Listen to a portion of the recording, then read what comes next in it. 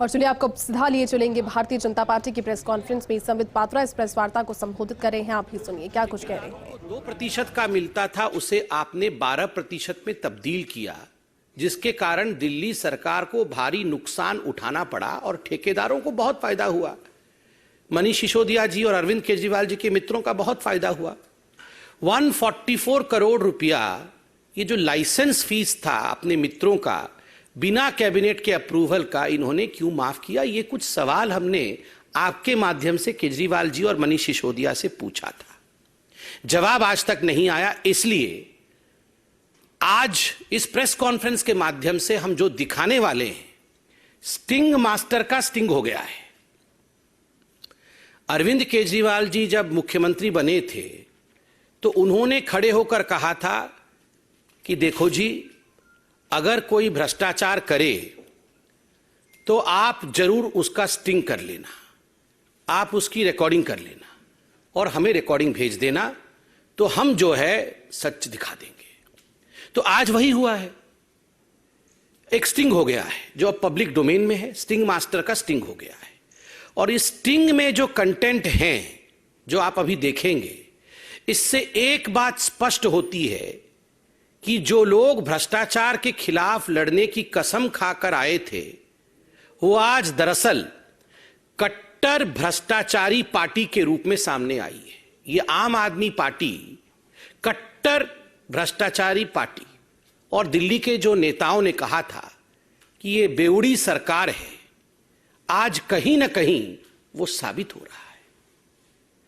बिल्कुल black and white में आज इस स्टिंग में आप देखेंगे कि अरविंद केजरीवाल और उनके सिपहसालार मनीष सिसोदिया ने किस प्रकार से मोटा माल कमाया है, अपने मित्रों से कैसे पैसे कमाए हैं, कैसे दलाली ली है। कमीशन को हिंदी में दलाली कहते हैं और यही बात आज इस स्टिंग ऑपरेशन में सामने आएगा कि किस प्रकार लोग दलाली देने के लिए अरविंद केजरीवाल और मनीष सिसोदिया जी के पास जाते थे और एक मोटी दलाली कमा करके दिल्ली के एक्साइज पॉलिसी को लाया गया, दिल्ली को नुकसान में ढकेला गया और अपने को प्रॉफिट में रखा गया। और ये सारा का सारा स्टिंग, जिसको अंग्रेजी में कहते हैं ना फ्रॉम द हॉर्सेज माउथ, उस व्यक्ति के मुंह से सुनेंगे जो व्यक्ति खुद मनीष सिसोदिया जी के हाथों में पैसा पकड़ाता था। मोटा माल जो मनीष सिसोदिया को दलाली और कमीशन के रूप में देता था, आप खुद उस व्यक्ति के मुंह से सुनेंगे। आपने देखा होगा जो आरोपी लिस्ट है सीबीआई की, उसमें 13 नंबर आरोपी जो है उसका नाम है सनी मारवा। तो सनी मारवा के पिताजी हैं जिनका नाम है कुलविंदर मारवा। ये सब एक साथ काम करते हैं, एक ही कंपनी में डायरेक्टर इत्यादि है, बेटे पिता सब।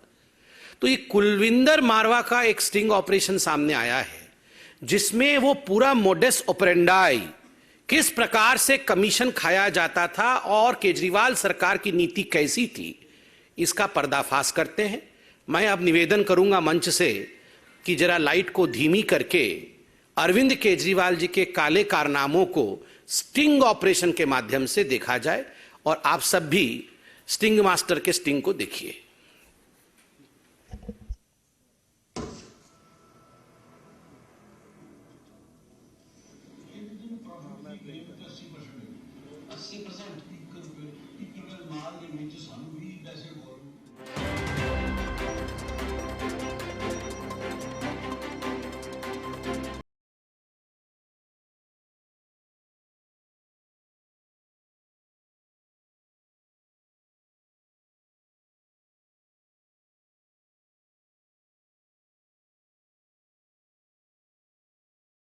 दिखाया जाएगा, जिसकी जानकारी संबित पात्रा दे रहे थे। दरअसल नई शराब नीति से सिसोदिया ने मोटा माल कमाया है। ये तमाम वो बातें और वो बयानबाजी का दौर जो कि शुरू हुआ था दिल्ली में आबकारी नीतियों के विरुद्ध, दिल्ली की शराब नीति कमीशन का खेल, ये कहना है संबित पात्रा का। पुरानी शराब नीति क्यों बदली गई? क्योंकि नई शराब जो आबकारी नीति थी उसको लेकर के कई सवाल पहले भी उठे थे।